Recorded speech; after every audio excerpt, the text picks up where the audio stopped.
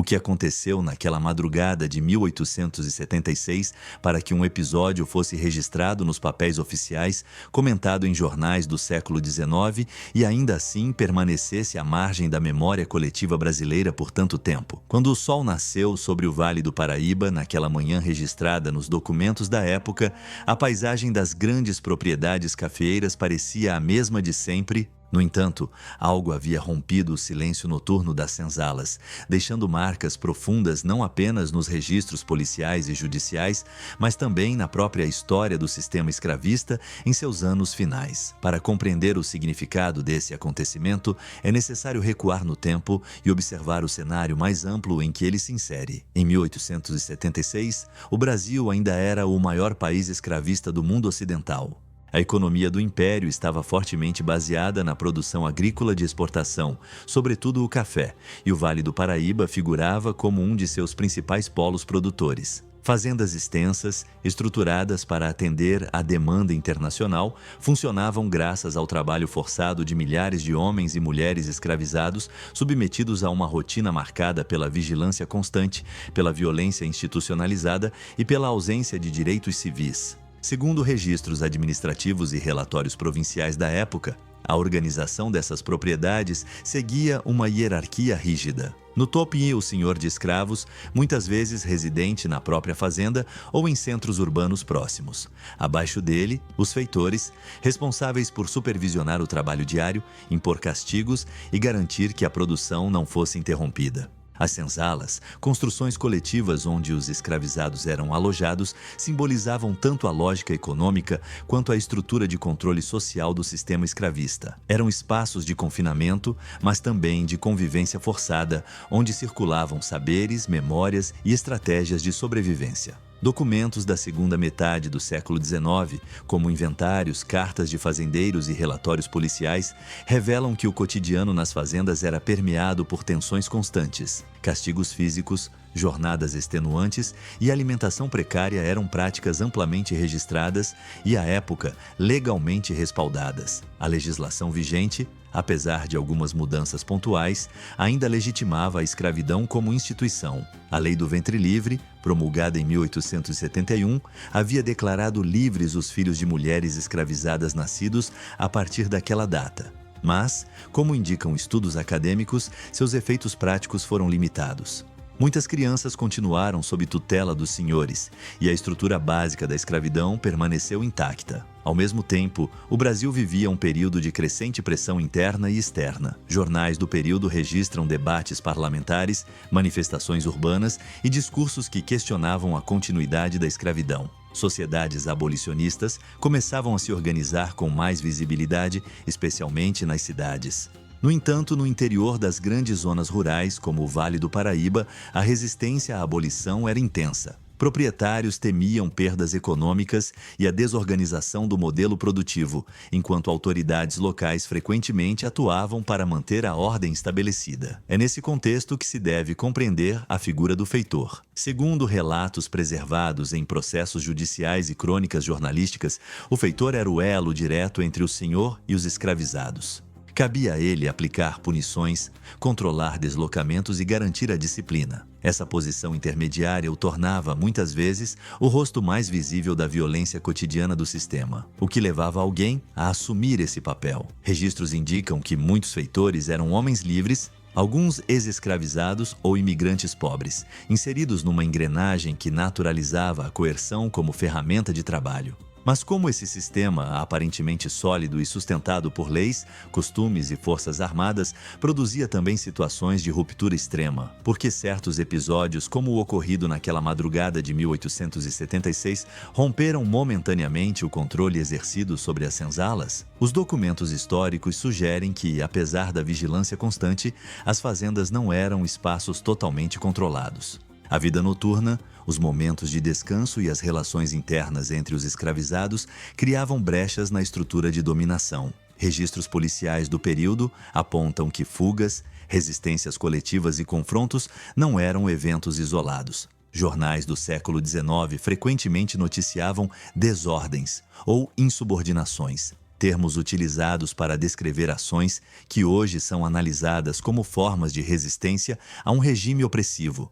No entanto, muitos desses relatos eram rapidamente silenciados ou tratados como exceções, sem uma análise mais profunda de suas causas. Por que esses fatos foram silenciados por tanto tempo? A resposta passa pela própria construção da narrativa histórica brasileira que, por décadas, privilegiou versões conciliadoras do passado escravista. Episódios que revelavam a violência estrutural do sistema ou que expunham reações extremas a essa violência eram frequentemente minimizados ou excluídos dos livros didáticos e das memórias oficiais. Neste primeiro capítulo, ao revisitar o contexto social, político e econômico de 1876, torna-se possível compreender que o episódio ocorrido na senzala do Vale do Paraíba não foi um evento isolado ou inexplicável.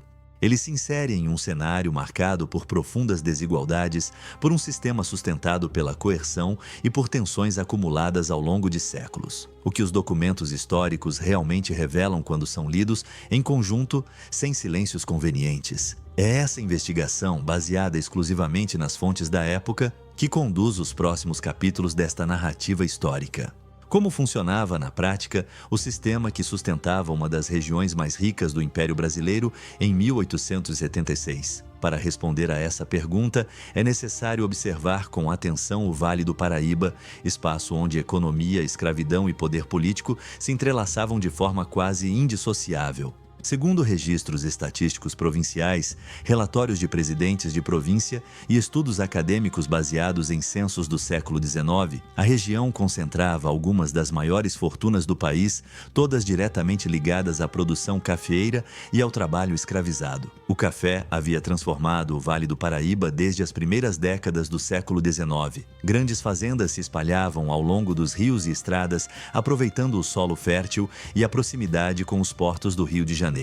Documentos fiscais e inventários de bens revelam propriedades com centenas de escravizados organizadas para maximizar a produtividade. A lógica era clara: quanto maior o número de braços disponíveis, maior a capacidade de expansão da lavoura. Essa estrutura exigia um controle rigoroso do tempo, do corpo e da vida dos trabalhadores escravizados. Segundo relatos de viajantes estrangeiros, cartas de fazendeiros e registros administrativos, o dia nas fazendas começava antes do amanhecer.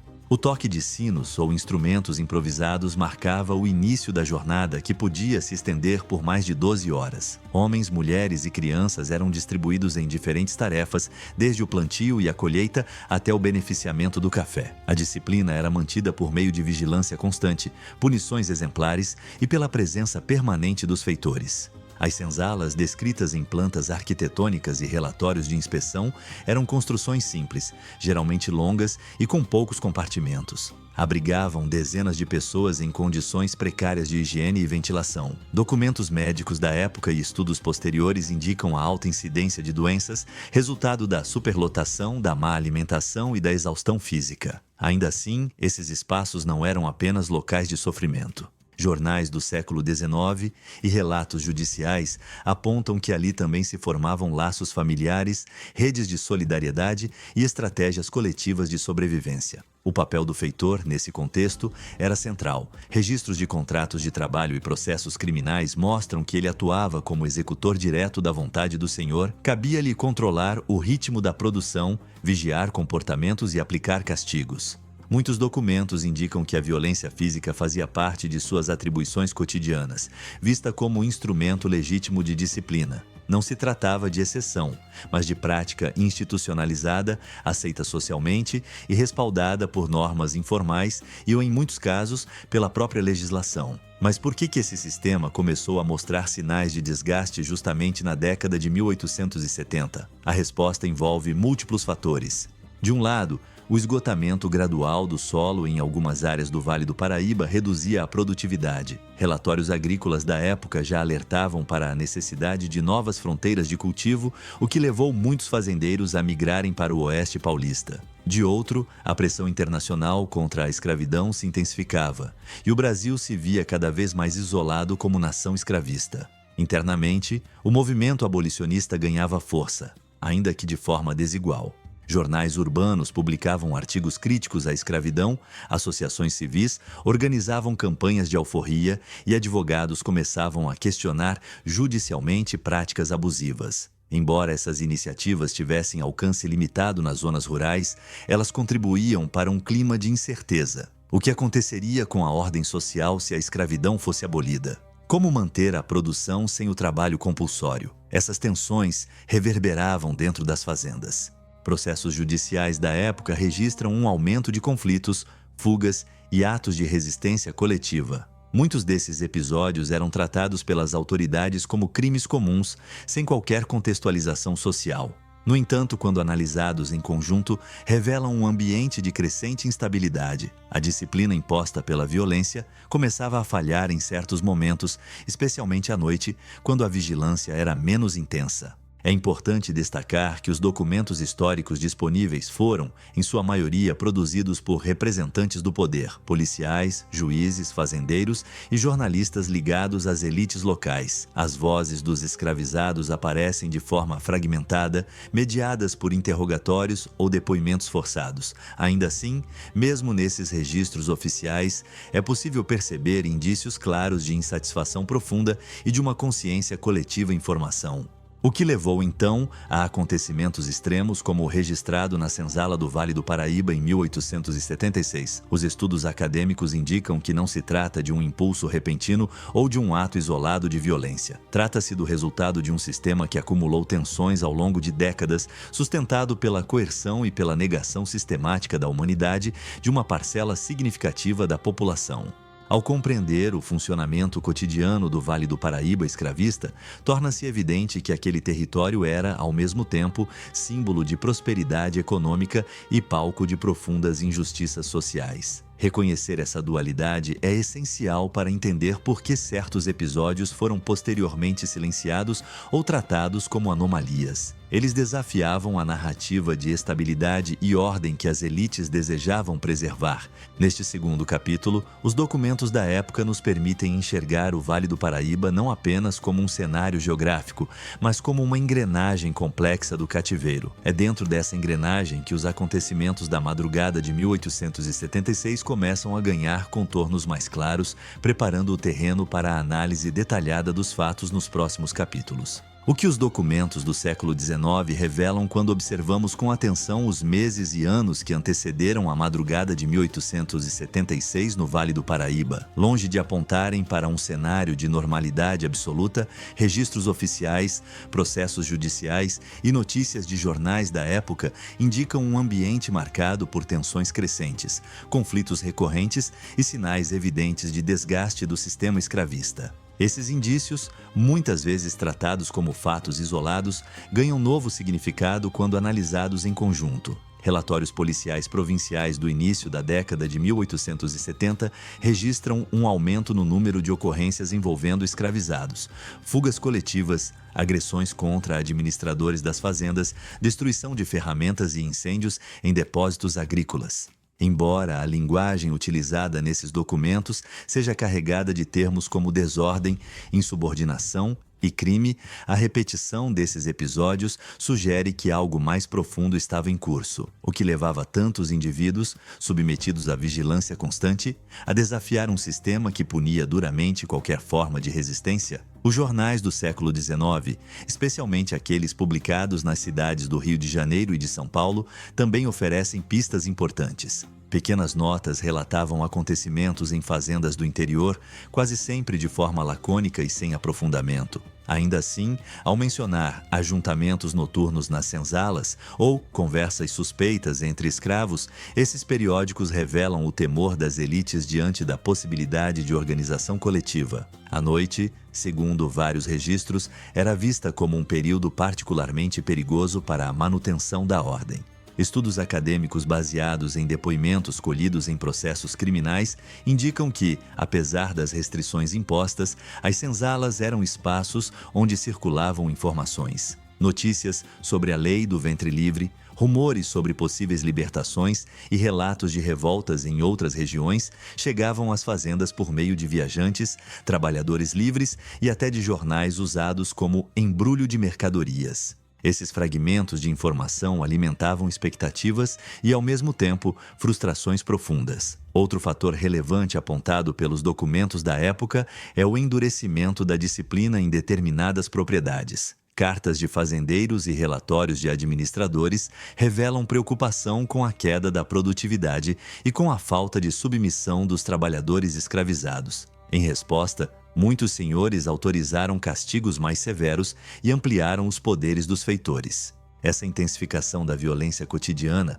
longe de restaurar a ordem desejada, contribuiu para o acúmulo de ressentimentos. Quem eram os feitores mencionados nos registros ligados ao episódio de 1876? Processos judiciais posteriores e inventários de bens indicam que se tratava de homens com longa atuação na região, conhecidos por impor disciplina rígida. Jornais da época os descrevem como figuras temidas, responsáveis por punições exemplares. Essa informação é relevante porque ajuda a compreender por que eles se tornaram alvos centrais naquele acontecimento específico. Não se trata de personalizar a violência, mas de reconhecer como determinadas funções concentravam o poder coercitivo do sistema. Os documentos também revelam que, em muitas fazendas, havia uma discrepância entre o discurso oficial e a prática cotidiana.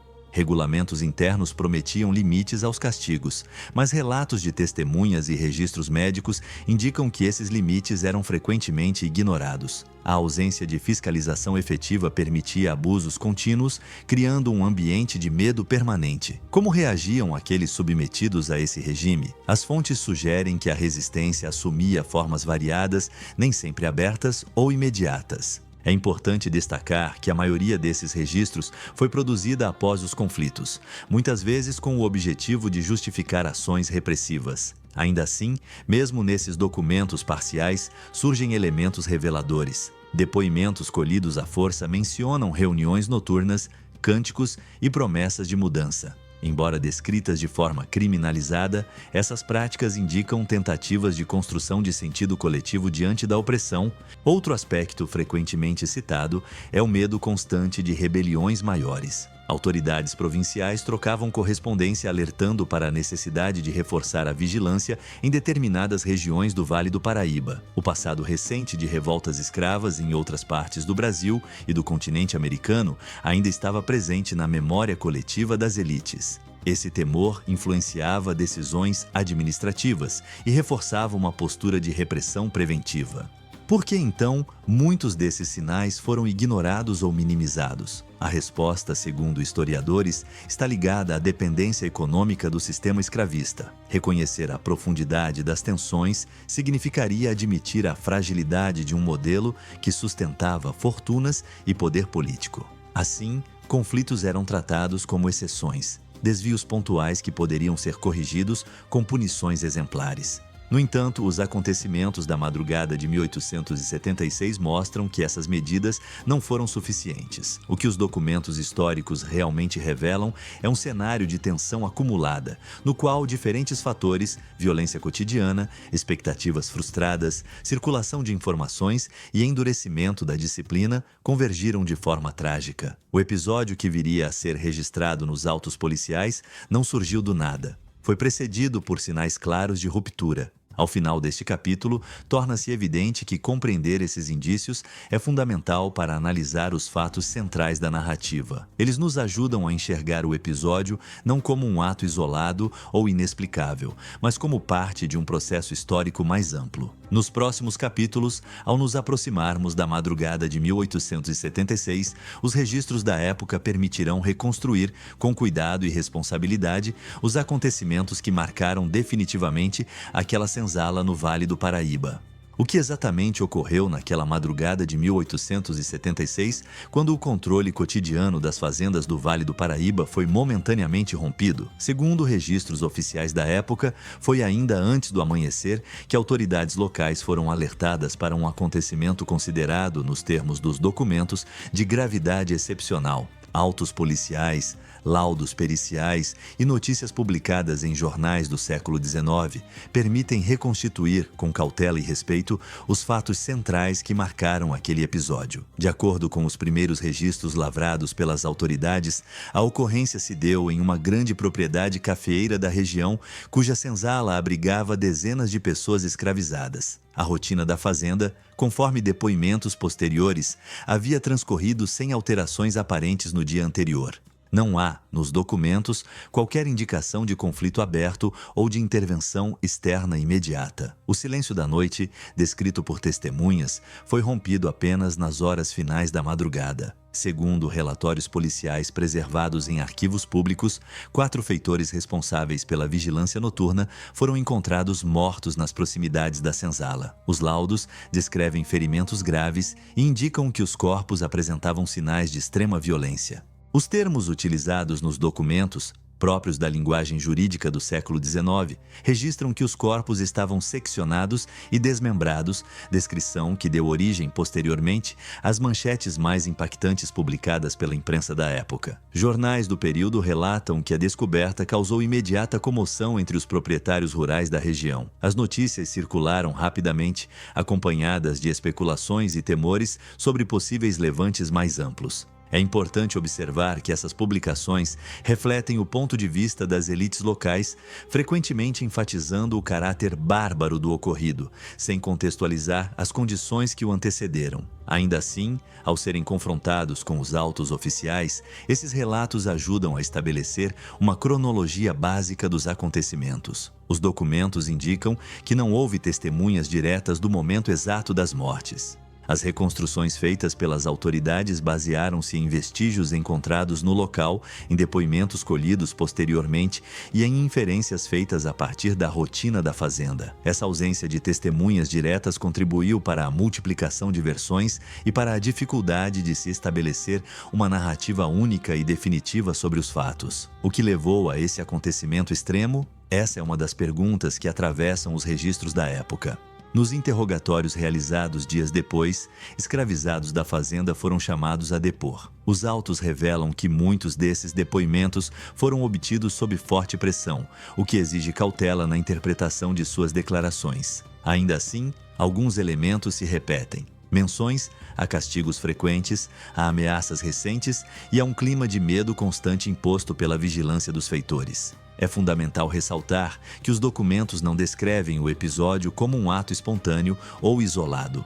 Relatórios policiais sugerem a possibilidade de ação coletiva, embora não consigam determinar com precisão quantas pessoas estiveram envolvidas. Essa indefinição aparece claramente nos autos, que registram dúvidas, contradições e lacunas. O que os documentos históricos realmente revelam nesse ponto é a dificuldade das autoridades em compreender e controlar completamente o que ocorria dentro das senzalas. A reação inicial do poder local foi rápida e severa. Segundo correspondências trocadas entre delegados e autoridades provinciais, destacamentos armados foram enviados à região para garantir a ordem e evitar novos episódios. A senzala foi cercada e uma série de prisões preventivas foi realizada. Jornais do século XIX relatam que o clima na região era de apreensão, com fazendeiros exigindo medidas exemplares para reafirmar o controle sobre a população escravizada. Ao mesmo tempo, os registros mostram uma preocupação em conter a divulgação excessiva do ocorrido. Algumas publicações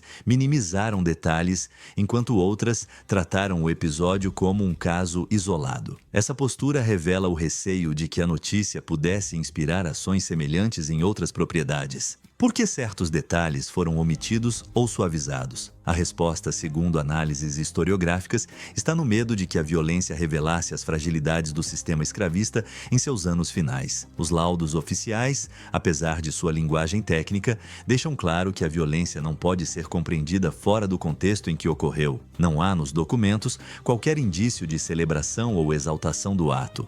Pelo contrário, a narrativa oficial busca enquadrá-lo como crime a ser punido exemplarmente, reforçando a autoridade do Estado e dos senhores de escravos. Ainda assim, ao registrar minuciosamente os ferimentos e as circunstâncias, esses mesmos documentos acabam preservando a memória de um sistema que produziu situações extremas. Porque esse episódio foi, ao longo do tempo, relegado a notas de rodapé da história regional. A análise dos registros sugere que sua lembrança era incômoda para uma sociedade que, décadas depois, buscaria construir uma imagem de transição pacífica do trabalho escravo para o trabalho livre. Reconhecer a violência explícita desse acontecimento significaria admitir que a escravidão não se sustentava apenas pela passividade, mas também pelo conflito permanente. Neste capítulo, ao nos aproximarmos da madrugada de 1876 por meio dos documentos da época, torna-se possível compreender a gravidade do ocorrido sem recorrer ao sensacionalismo. Os autos policiais, os laudos e as notícias preservadas não são apenas registros de um crime, mas testemunhos de um sistema histórico em colapso. No próximo capítulo, a análise se voltará às investigações e aos desdobramentos judiciais, buscando entender como o Estado Imperial respondeu oficialmente a esse episódio e quais narrativas foram consolidadas a partir dele. O que exatamente ocorreu naquela madrugada de 1876, quando o controle cotidiano das fazendas do Vale do Paraíba foi momentaneamente rompido? Segundo registros oficiais da época, foi ainda antes do amanhecer que autoridades locais foram alertadas para um acontecimento considerado, nos termos dos documentos, de gravidade excepcional. Autos policiais, laudos periciais e notícias publicadas em jornais do século XIX permitem reconstituir, com cautela e respeito, os fatos centrais que marcaram aquele episódio. De acordo com os primeiros registros lavrados pelas autoridades, a ocorrência se deu em uma grande propriedade cafeeira da região, cuja senzala abrigava dezenas de pessoas escravizadas. A rotina da fazenda, conforme depoimentos posteriores, havia transcorrido sem alterações aparentes no dia anterior. Não há, nos documentos, qualquer indicação de conflito aberto ou de intervenção externa imediata. O silêncio da noite, descrito por testemunhas, foi rompido apenas nas horas finais da madrugada. Segundo relatórios policiais preservados em arquivos públicos, 4 feitores responsáveis pela vigilância noturna foram encontrados mortos nas proximidades da senzala. Os laudos descrevem ferimentos graves e indicam que os corpos apresentavam sinais de extrema violência. Os termos utilizados nos documentos, próprios da linguagem jurídica do século XIX, registram que os corpos estavam seccionados e desmembrados, descrição que deu origem, posteriormente, às manchetes mais impactantes publicadas pela imprensa da época. Jornais do período relatam que a descoberta causou imediata comoção entre os proprietários rurais da região. As notícias circularam rapidamente, acompanhadas de especulações e temores sobre possíveis levantes mais amplos. É importante observar que essas publicações refletem o ponto de vista das elites locais, frequentemente enfatizando o caráter bárbaro do ocorrido, sem contextualizar as condições que o antecederam. Ainda assim, ao serem confrontados com os autos oficiais, esses relatos ajudam a estabelecer uma cronologia básica dos acontecimentos. Os documentos indicam que não houve testemunhas diretas do momento exato das mortes. As reconstruções feitas pelas autoridades basearam-se em vestígios encontrados no local, em depoimentos colhidos posteriormente e em inferências feitas a partir da rotina da fazenda. Essa ausência de testemunhas diretas contribuiu para a multiplicação de versões e para a dificuldade de se estabelecer uma narrativa única e definitiva sobre os fatos. O que levou a esse acontecimento extremo? Essa é uma das perguntas que atravessam os registros da época.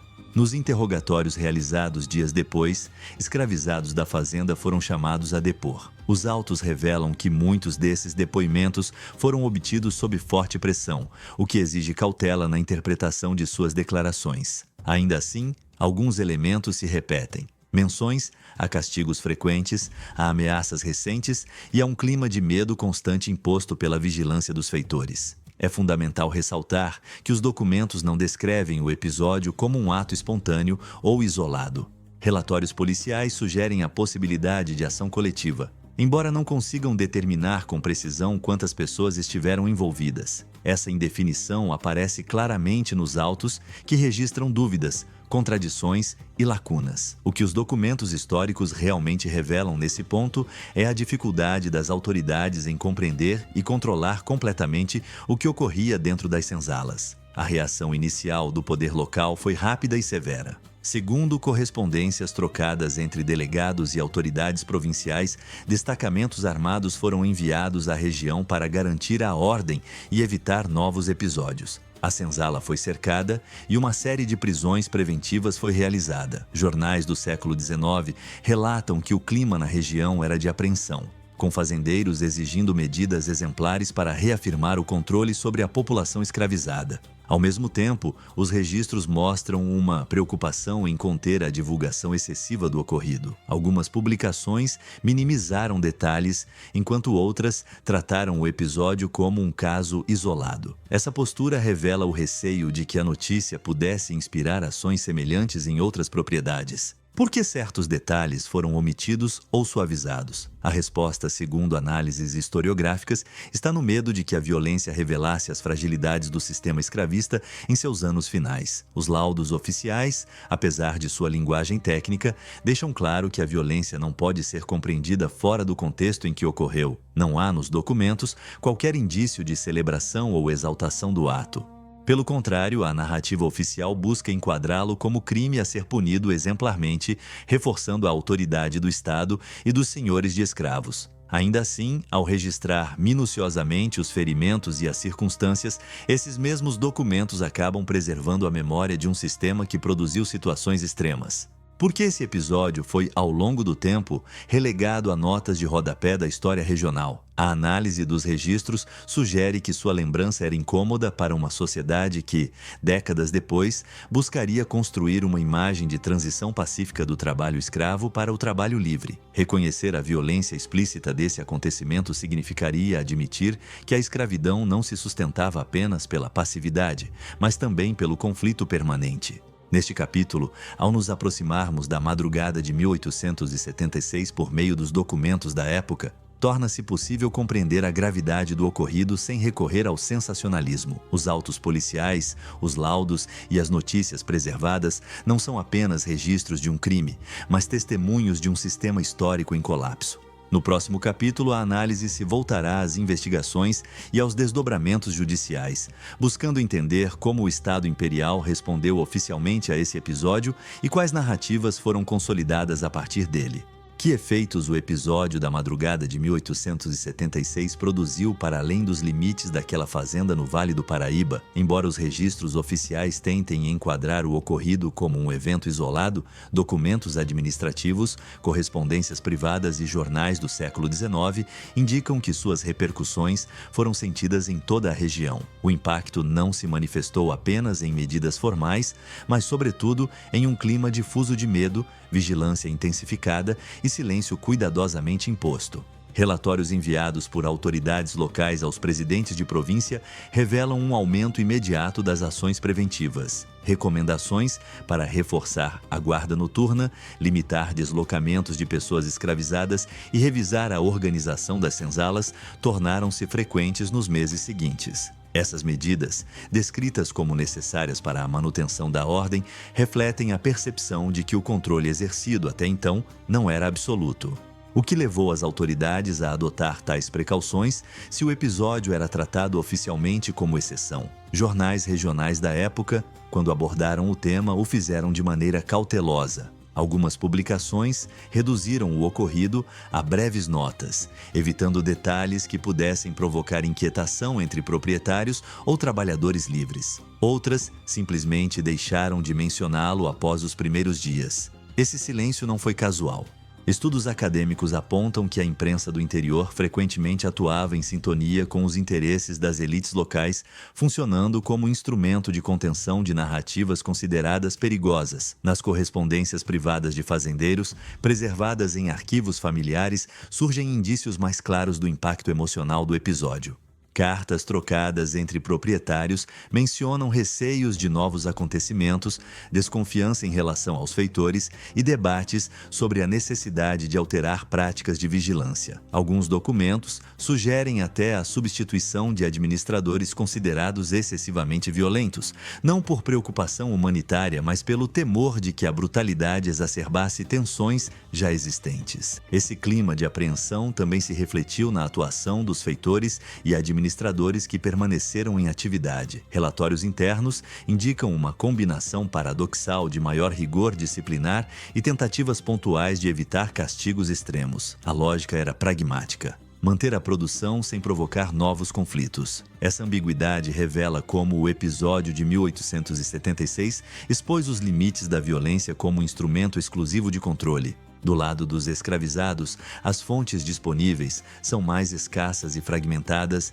mas ainda assim reveladoras. Processos posteriores e relatos indiretos mencionam punições coletivas, transferências forçadas e separação de grupos considerados suspeitos. Essas medidas tinham o objetivo de desarticular possíveis redes de solidariedade. Ao mesmo tempo, indicam que as autoridades reconheciam, ainda que implicitamente, a existência de laços coletivos capazes de gerar resistência. Por que, então, esse episódio não gerou um debate público mais amplo sobre a escravidão naquele momento? A resposta está relacionada ao contexto político do Império. Em 1876, apesar do crescimento do movimento abolicionista, a escravidão ainda era defendida por setores influentes do parlamento e da administração pública. Reconhecer publicamente que o sistema produzia violência extrema poderia fortalecer argumentos contrários à sua manutenção. Assim, o silêncio tornou-se uma estratégia política. Registros parlamentares da época mostram que discussões sobre segurança nas zonas rurais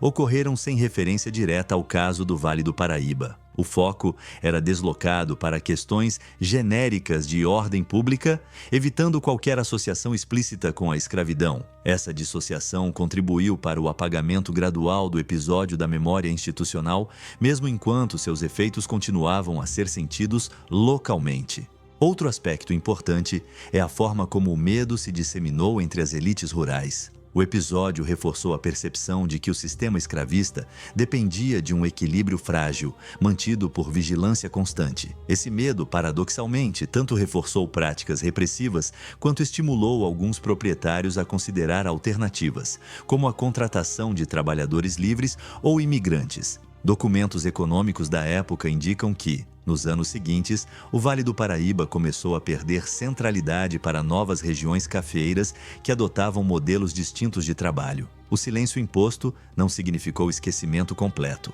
O episódio continuou a circular de forma subterrânea em conversas privadas, relatórios internos e memórias familiares.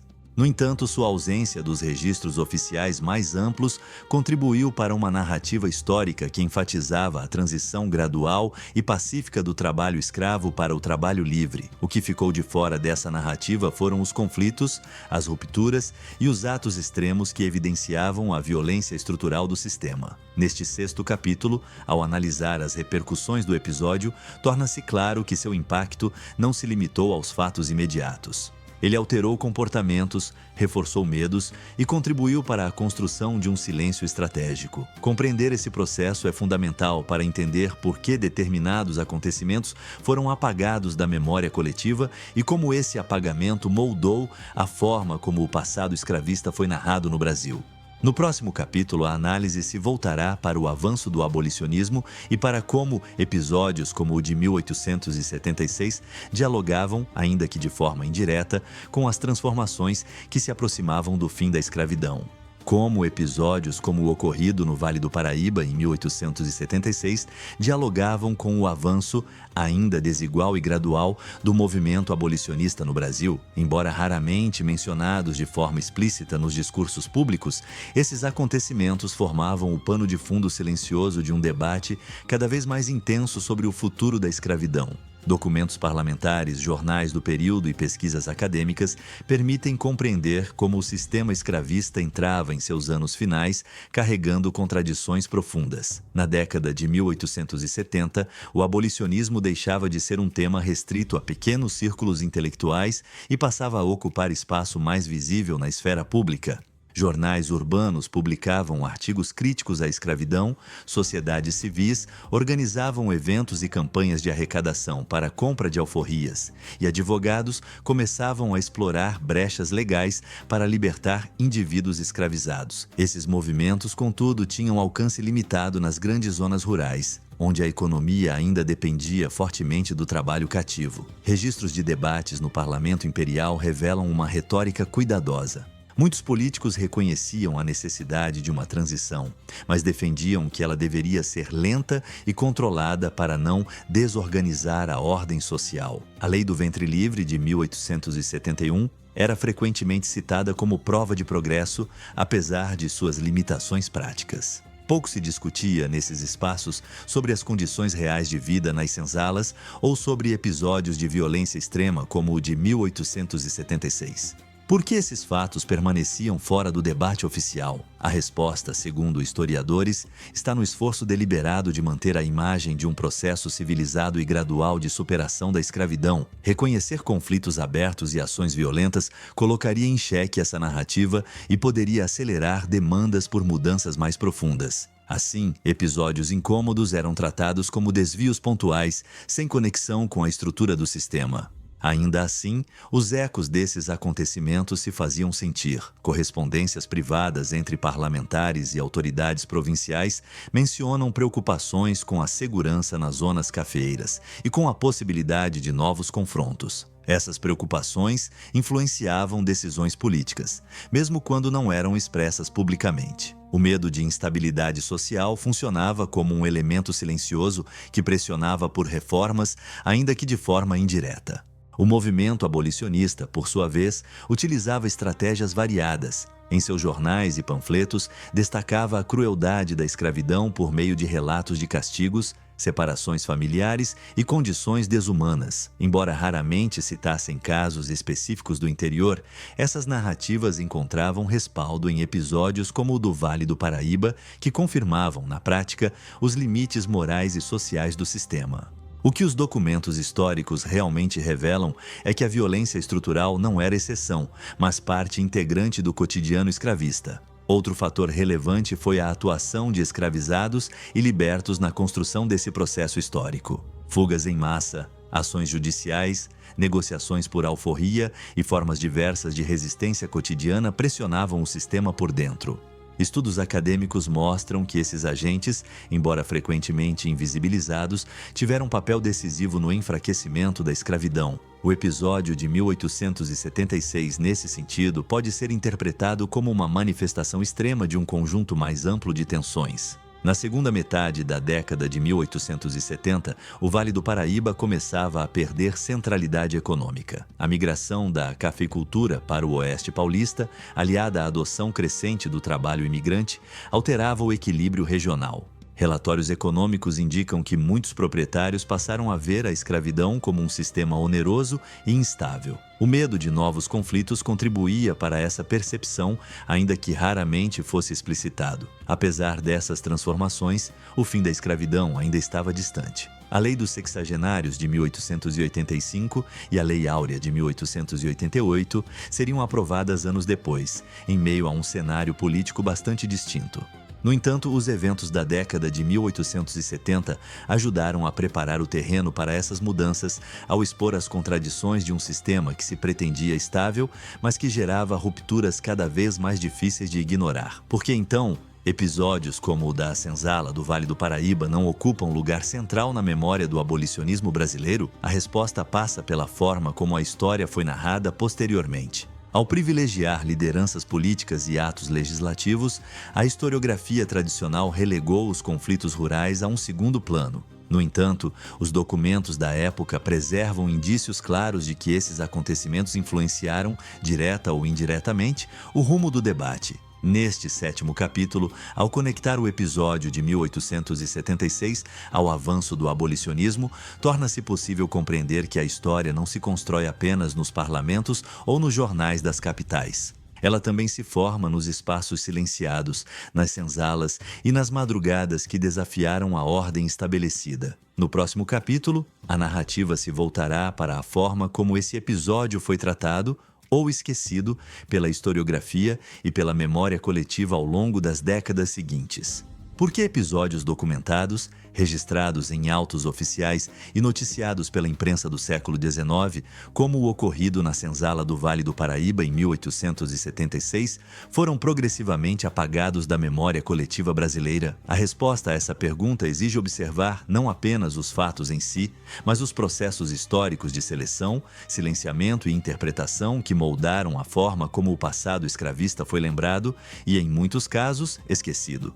Após o fim formal da escravidão, em 1888, o Brasil entrou em um período de redefinição de sua identidade nacional. Discursos políticos, livros escolares e obras historiográficas das décadas seguintes passaram a enfatizar a ideia de uma abolição pacífica, conduzida por decisões legais e pela benevolência das elites. Esse enquadramento, amplamente difundido, deixou pouco espaço para a lembrança de conflitos, resistências e episódios de violência extrema ocorridos no interior do país. Registros administrativos e obras históricas produzidas no final do século XIX e início do XX revelam uma tendência clara. A escravidão era tratada como um mal necessário do passado, superado sem grandes rupturas. Nesse contexto, acontecimentos como o de 1876 eram incômodos, pois contradiziam a narrativa de harmonia social. Ao invés de serem integrados a uma análise mais ampla do sistema escravista, foram reduzidos a curiosidades locais ou simplesmente omitidos. A historiografia regional do Vale do Paraíba oferece exemplos desse processo. Livros comemorativos, memórias de famílias tradicionais e relatos de cronistas locais frequentemente exaltavam a prosperidade econômica da região e o papel de seus grandes proprietários. Quando mencionavam conflitos, faziam-no de maneira vaga, sem detalhes ou contextualização. O episódio da senzala, quando citado, aparecia descolado de suas causas estruturais, reforçando a ideia de exceção. O que os documentos históricos realmente revelam quando confrontados com esse silêncio? Arquivos policiais, processos judiciais e jornais preservados mostram que o episódio foi suficientemente grave para mobilizar autoridades e gerar temor entre as elites. Seu apagamento posterior não se deve à falta de registros, mas a uma escolha consciente de não incorporá-lo à memória oficial. Essa escolha reflete interesses políticos e sociais específicos, ligados à manutenção de uma imagem conciliadora do passado. A educação formal teve papel central nesse processo. Livros didáticos utilizados ao longo do século XX raramente abordaram a escravidão para além de aspectos legais e econômicos. A vida nas senzalas, a violência cotidiana e os conflitos rurais receberam atenção mínima. Ao privilegiar datas e leis, a narrativa escolar contribuiu para a invisibilização de episódios que evidenciavam a brutalidade do sistema. Assim, gerações de brasileiros cresceram sem contato com essa dimensão da história. A memória coletiva também foi moldada por práticas de comemoração e esquecimento. Monumentos, nomes de ruas e festas cívicas celebravam figuras ligadas à elite agrária, enquanto as experiências dos escravizados permaneciam ausentes do espaço público. No Vale do Paraíba, antigas fazendas foram transformadas em patrimônios históricos que destacavam a arquitetura e a riqueza material, mas raramente abordavam os conflitos e as violências que ali ocorreram. Pesquisas acadêmicas mais recentes começaram a questionar esse quadro. A partir da segunda metade do século XX, historiadores passaram a revisitar fontes primárias,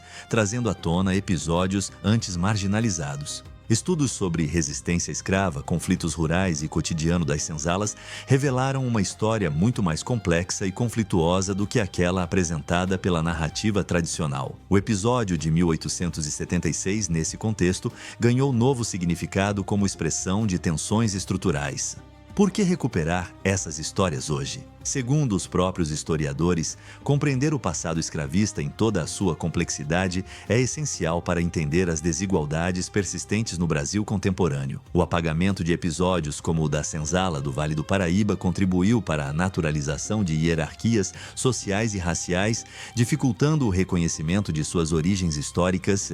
É importante ressaltar que recuperar a memória desses acontecimentos não significa exaltar a violência ou buscar culpabilizações simplistas. Trata-se de reconhecer que a história foi construída a partir de múltiplas experiências, muitas delas silenciadas. Ao trazer esses episódios à luz, amplia-se a compreensão sobre como o sistema escravista operava e sobre as formas pelas quais ele foi contestado.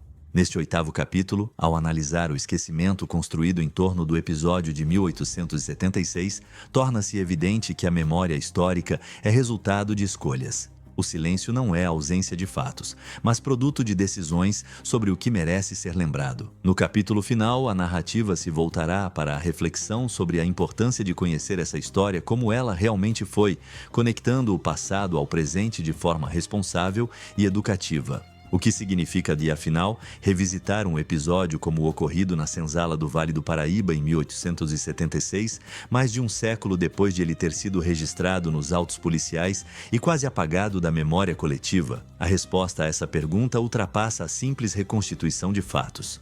Ela envolve o reconhecimento de que a história, quando analisada com base em documentos, registros oficiais e pesquisas acadêmicas, cumpre um papel essencial na compreensão do presente e na preservação de memórias que foram sistematicamente silenciadas. Os documentos da época, examinados ao longo desta narrativa, revelam que o episódio não foi um ponto fora da curva, mas uma manifestação extrema das tensões geradas por um sistema historicamente violento. A escravidão brasileira, sustentada por leis, práticas sociais e interesses econômicos, produziu um cotidiano marcado pela coerção, pela negação da humanidade e pela desigualdade estrutural. Reconhecer isso não implica emitir julgamentos morais anacrônicos, mas compreender os mecanismos que moldaram a sociedade brasileira.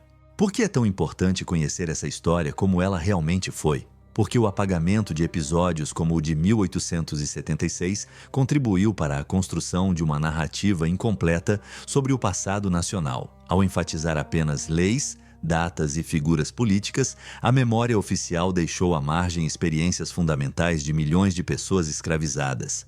Essa ausência não é neutra. Ela influencia a forma como o Brasil lida, ainda hoje, com desigualdades sociais, econômicas e raciais. Os estudos históricos contemporâneos mostram que a escravidão não terminou apenas por decisão legislativa, mas também devido à pressão constante exercida por aqueles que viviam sob o regime do cativeiro. Resistências cotidianas, fugas, negociações, ações judiciais e, em casos extremos, episódios de violência coletiva fizeram parte desse processo. O acontecimento no Vale do Paraíba, registrado em 1876, insere-se nesse conjunto mais amplo de experiências que desafiaram a ordem estabelecida. Ao longo dos capítulos anteriores, os registros oficiais, os jornais do século XIX e as análises acadêmicas permitiram reconstruir o contexto, os fatos e os desdobramentos daquele episódio. Eles também revelaram como o Estado imperial reagiu, como as elites locais buscaram controlar a narrativa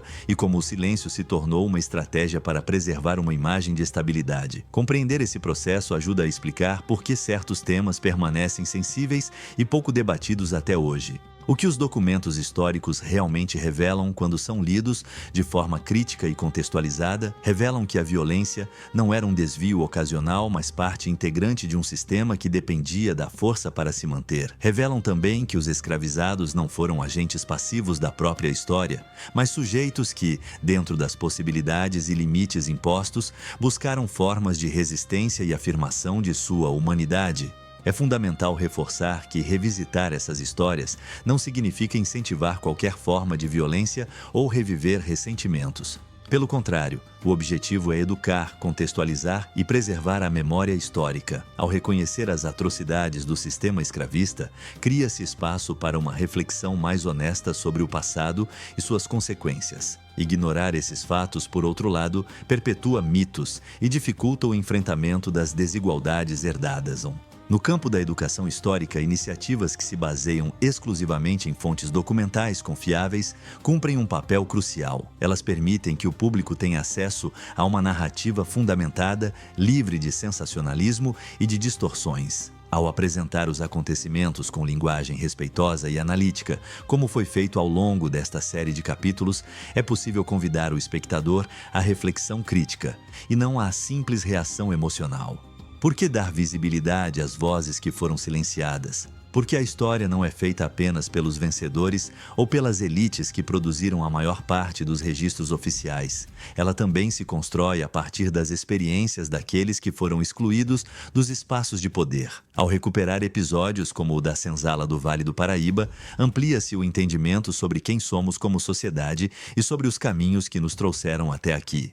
Este vídeo, assim como o texto que o fundamenta, tem como único propósito a educação histórica e a preservação da memória. Não se trata de acusar indivíduos do passado, mas de reconhecer estruturas, práticas e consequências. Conhecer a história como ela realmente foi não é um exercício de ódio, mas de responsabilidade. É um passo necessário para que o passado não seja romantizado nem esquecido e para que suas lições possam ser compreendidas no presente. Ao final desta narrativa, fica o convite à reflexão. Que outras histórias permanecem ocultas nos arquivos, nos autos e nas páginas amareladas dos jornais antigos? E qual é o nosso papel hoje ao escolher lembrar ou esquecer? Preservar a memória histórica é um compromisso com a verdade documental e com as gerações futuras. Somente ao encarar o passado em toda a sua complexidade é possível construir uma compreensão mais justa e consciente da história do Brasil.